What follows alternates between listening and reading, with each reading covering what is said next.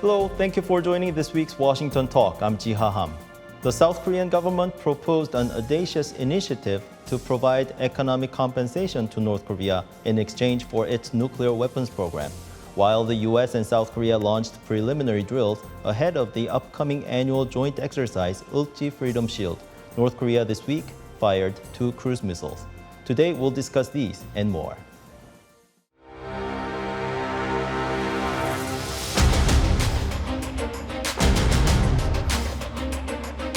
실질적인 비핵화로 전환한다면 그 단계에 맞춰 북한의 경제와 민생을 획기적으로 개선할 수 있는 담대한 구상을 지금 이 자리에서 제안합니다.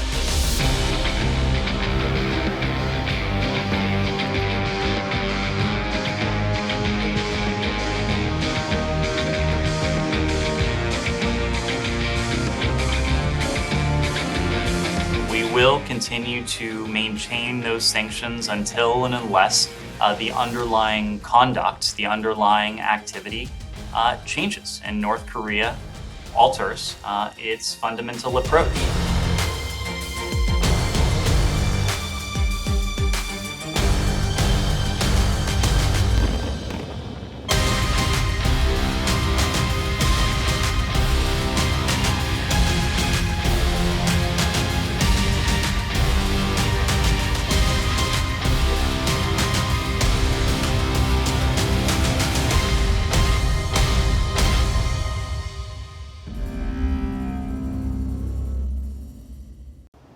In the studio with me is Robert Rapson. Mr. Rapson retired from the State Department this past May after a distinguished 39-year career as a U.S. diplomat, a career that focused regionally on Korea, Japan, Southeast Asia, and India. His Korea experience is extensive, including assignment as Chargé d'Affaires and Deputy Chief of Mission at U.S. Embassy Seoul, and as Director for Korean Affairs at the State Department. Also joining me is Bruce Klingner, Senior Research Fellow for Northeast Asia at the Heritage Foundation's Asian Studies Center. Mr. Klingner served as CIA's Deputy Division Chief for Korea. Welcome to the show. Good to have you both today. Thank you. It's great to be here. In his Liberation Day speech, the South Korean President Yoon Suk-yeol offered audacious economic assistance to North Korea. This new initiative is to entice North Korea to abandon its nuclear programs. Mr. Rapson, even though this is a fresh new plan that was laid by the Yoon government, this sounds very similar to the previous government's campaign on North Korea. What do you think? Yeah, good question, Jia, and obviously one that's gotten a lot of attention in the Korean press and elsewhere. You know, the similarities of this new audacious plan with what may have come before. It certainly captured Kim Yo-jong's attention overnight, and that's something we can talk about a little bit later in the show. But you know, it's not surprising that there might be similarities between this policy announcement, the audacious initiative, with earlier policies such as Lee Myung-bak's Vision 3000. Some of the team that helped put together the LMB program are now working for Yoon Suk-yeol and his administration. So undoubtedly, there's a commonality of interest and approach there. But you know, over 5 different Korean administrations, going back as far as Kim Dae-jung, everyone's put their heads to the mat to figure out the best way to move forward with North Korea in terms of offering incentives or disincentives, sanctions. And no one's found the perfect solution yet. So let's see what the Yoon team's approach offers, and it's something we can obviously talk about as we head into our conversation. Mr. Klingner, what makes this initiative so unique? I'm not sure if it is unique, as Mr. Rapson's pointed out. Is if we delve into it, there might be some new, unique component of it. But you know, over the years, over the decades, really, U.S. and South Korean administrations have offered any lengthy list of benefits and delivered on many of them, all to no avail. North Korea continued its relentless pursuit of nuclear weapons and an arsenal of missiles to deliver them. So North Korea, as Kim Yo-jong just did again, but over the years has also said no amount of economic compensation will allay their security concerns, yet we keep trying to offer it as a way of inducing them back to negotiations. As many had expected, Kim Yo-jong rejected the South Korea's offer. She said President Yoon displayed the height of absurdity. Mr. Rapson, do you think President Yoon intentionally offered something that North Korea wouldn't accept? Because some say the plan was for the local audience in Korea. Well, at some level, of course, the audacious initiative was announced during the presidential campaign last year. So, of course, it was put out with some intention to appeal to voters, or at least to reach out to South Korean voters ahead of the election. But no, I can't believe that they'd put up an extensive program or proposal like this with the intent that it shouldn't go forward. Of course, the president's team needs to have a plan B in case the program or the initiative does stall, and what will they do, what should they do in the event that they don't get a positive reaction. And of course, we've gotten the initial reaction from Kim Yo-jong, and it's negative as expected. So the question is, what will the team do to maybe regroup, recalibrate, or proceed forth with laying out the details of the audacious initiative? Mr. Klingner, this was expected. We've seen a similar reaction from North Korea in the past, perhaps not as bombastic in its tone as Kim Yo-jong, but that seems to be her style. I think she's playing the bad cop to Kim Jong-un's good cop, or in a North Korean context, it's more bad cop and worse cop. But it's still something South Korea and the U.S. need to do, is to continue to seek dialogue, just having diplomats in a room, let alone formal negotiations. We also have to offer benefits. We're trying to get North Korea to give up their nuclear weapons. I think there's increasing pessimism that North Korea will ever do so, if they ever were going to do so. But it's something you do have to try, if nothing else, to show everyone that you are the logical partner. You're not the blockade to progress on the North Korean nuclear problem. Many people thought President Yoon would be taking hardline approaches towards North Korea, but he seems to be somewhat flexible when it comes to North Korea. What do you think? Well, I think hardline is a pejorative term, and if you say that he believes in enforcing UN resolutions and international law, he believes in implementing measures to deter or defend the existential threat to his people, if he's willing to have negotiations with a regime that threatens to incinerate Seoul and as well as very insulting to the leaders, I don't consider that hardline. I think that's pragmatic. But I think during the campaign he showed that he was willing to have diplomacy. He was willing to provide economic benefits. Where he differs from Moon Jae-in is that he was going to condition those benefits, as extensive as they may be, on progress towards denuclearization. And that puts him very much in line with the U.S. administration. According to the South Korea's presidential office, the audacious initiative includes a program for exchanging South Korea's food supplies for North Korean resources, such as mineral sand and rare earth. Mr. Klingner, are we talking about easing sanctions? We would have to be. There's no prohibition on providing food, medicine, or humanitarian assistance to North Korea, and every U.S. law and UN resolution specifically has carve-out language pointing out that that's not the case. However, any kind of joint venture or even barter deal with North Korea would violate UN resolutions, as the U.S. made clear to the Moon Jae-in administration when they thought that was a loophole they could use. So if there was any kind of deal, a barter deal, swap deal, that would be in violation of resolution. So it would require some kind of UN action. What do you think? How realistic is this?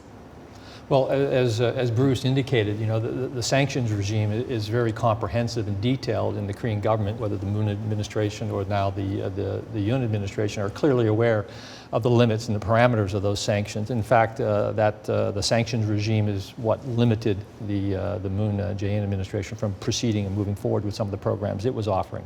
So they'll have to look hard and fast as the details develop about the program and the proposal as to what's feasible or not. And of course, it requires, and I'm sure we'll see it, is continued close consultation, very close consultation and coordination with the U.S.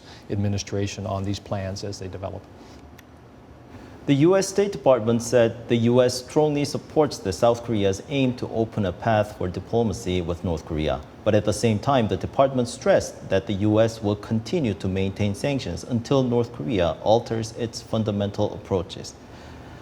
Mr. Rapson, are South Korea and the U.S. still on the same page? Oh, sure. I mean, still on the same page. Yes, they've been on the same page. Certainly with the new administration, even I'd go back in many respects to the Moon Jae-in administration. We consulted and coordinated very closely. And, you know, where allies have slightly different views or opinions, we talk about those frankly, quietly, behind closed doors.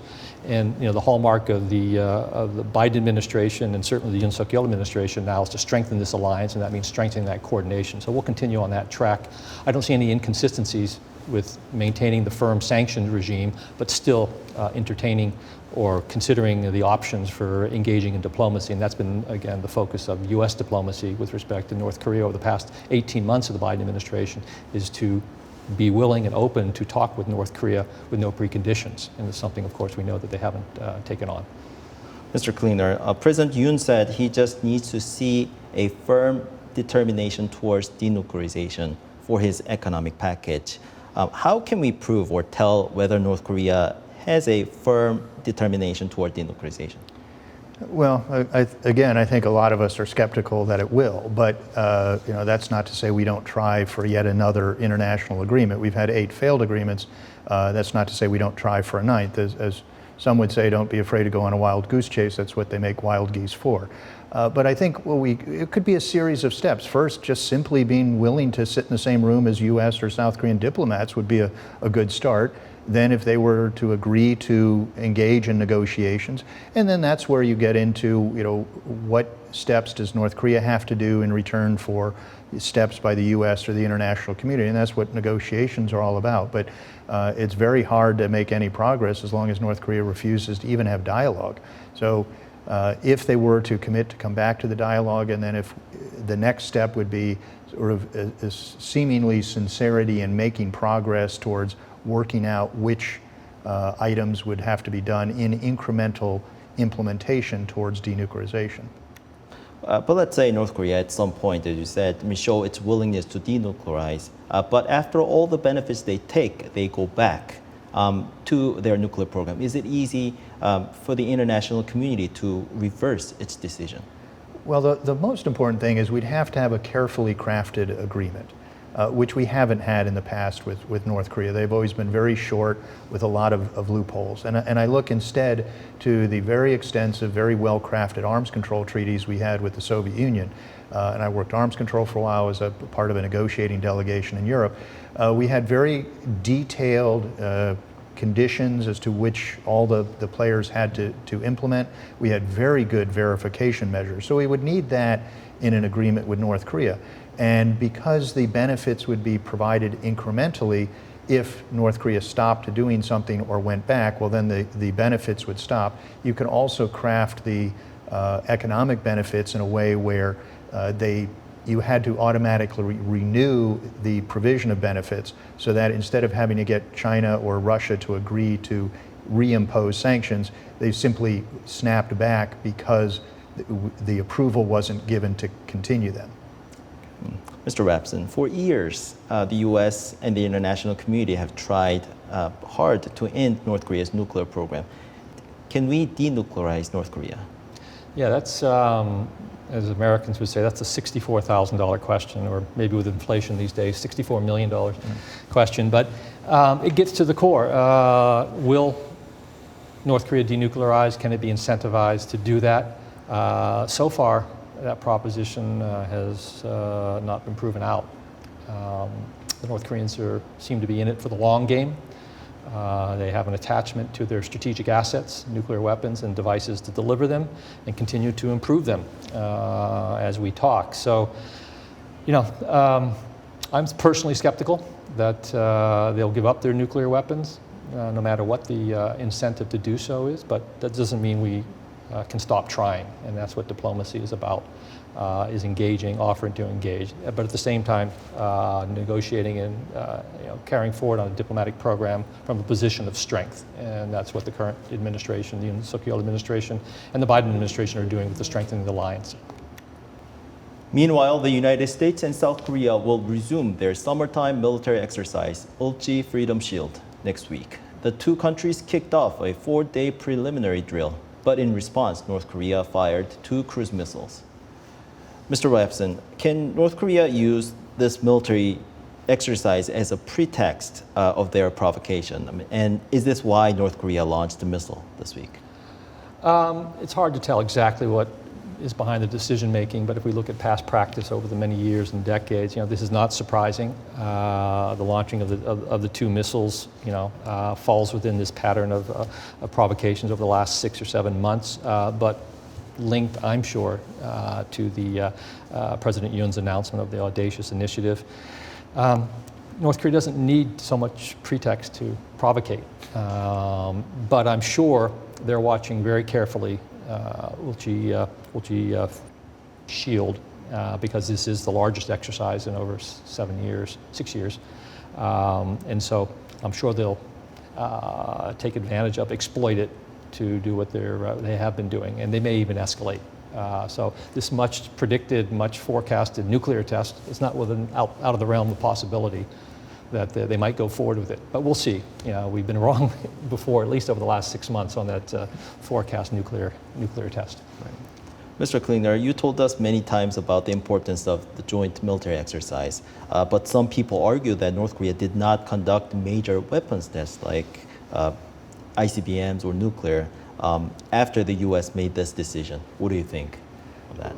Well, the U.S. Unilaterally decided to cancel combined military exercises because President Trump thought they were ridiculous, worthless, and incredibly expensive, costing hundreds of millions of dollars, when the Pentagon said each exercise was about $14 million. So then once the U.S. had canceled a number of exercises, then when the Biden administration came in and wanted to resume exercises, the Moon administration was reluctant because they felt it would undermine Moon's initiative and outreach to North Korea. And then COVID was also a complicating factor.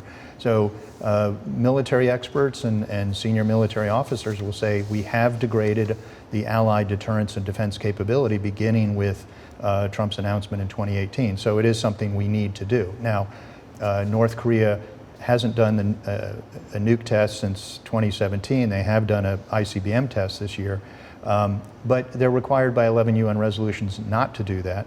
And they announced even before the U.S. summit in Singapore, U.S.-North Korea summit in Singapore, that they would not do them. So we didn't get anything in return for 4 years of degrading our military capabilities.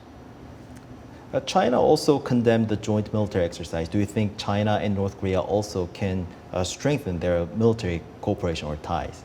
Well, North Korea has not stopped doing its own military exercises. And General Abrams, who was then commander on the peninsula at the time, said in 2019 their annual winter training cycle had 1 million soldiers involved. So we've canceled and curtailed and reduced our military exercises, at least 14 in the first year after Trump's announcement. North Korea has not stopped their action, and certainly they haven't stopped the continued development and deployment of a dozen or more short and medium range systems in the last few years.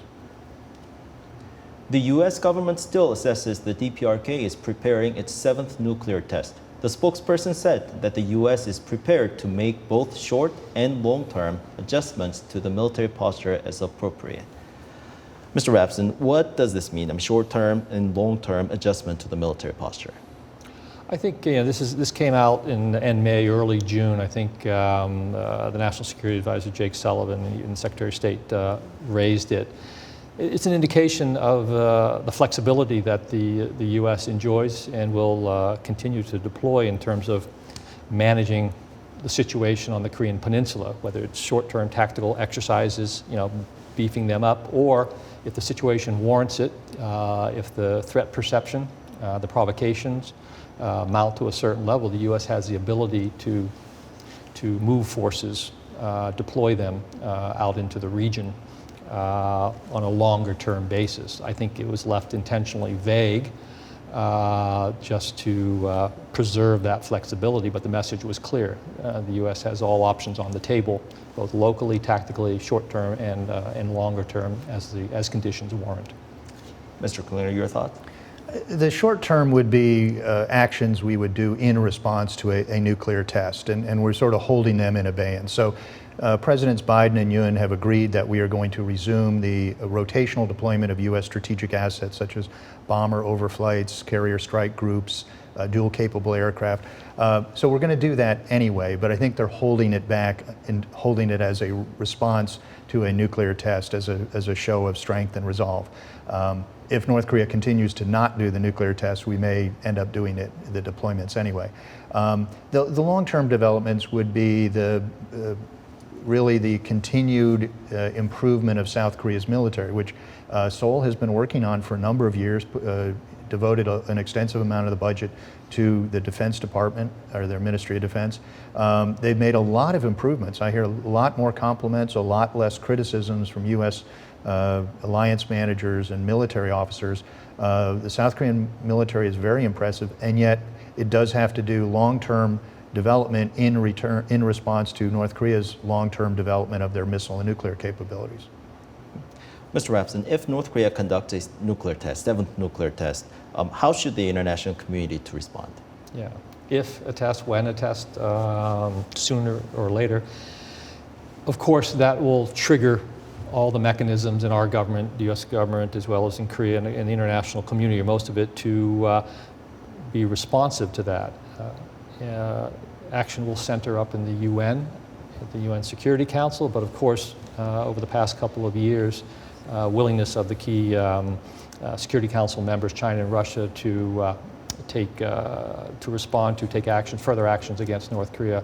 We haven't seen any signs of that. So the prospects of further resolutions directed at a nuclear test seem rather limited at this point. We'll have to see. But short of that, the international community, partners, like-minded countries, US, Korea, others in the region, I'm sure will rise to the occasion and do what's necessary, both rhetorically as well as physically, substantially, to show deep concern about a nuclear test at this time. Mr. Klingner, the LG Freedom Shield will take place until early next month. Should we expect North Korea to do something provocative? We should always expect North Korea to do something provocative. So it's really, what will they do as opposed to when will they do it or why will they do it. The what is more important than the when and the why. So they will do things such as missile launches or nuclear tests for developmental purposes, but then they may hold the timing of them and to use as a signal to the United States or the international community. So when they do a nuclear test, we thought they were going to do it on major anniversaries in Korea in April. Then we thought they were going to do it during Biden's trip, then perhaps Pelosi's trip, and now maybe because of the military exercises. So we just really have to wait for when they do it, and then we dust off the well-used plans. We including trotting the well-trod-upon path to the UN to try to get an additional resolution and sanctions from the Security Council. And then we initiate military actions of strategic asset deployment, increased exercises. We will likely take out of the drawer the target folders for additional sanctions that we should be implementing today, but we're holding them off in response to some North Korean provocation. So unfortunately, we've been through this drill many, many times before. There's no magic solution for getting them to not do these actions. So we just have to go through the motions, as it were. But they're all very important diplomatic and law enforcement and military measures that we need to take. The State Department said the U.S. doesn't believe that the complete denuclearization of the Korean Peninsula will take place in one fell swoop. Instead, the department said it will be a process where both sides will be in the position to take incremental steps towards the goal. But simply, the North Korean regime hasn't been willing to do so. Mr. Rapson, Mr. Klingner, thank you so much for your time today. Well, thank you for having us. And that does it for this week's Washington Talk from Voice of America. Please join us again next week for more analysis.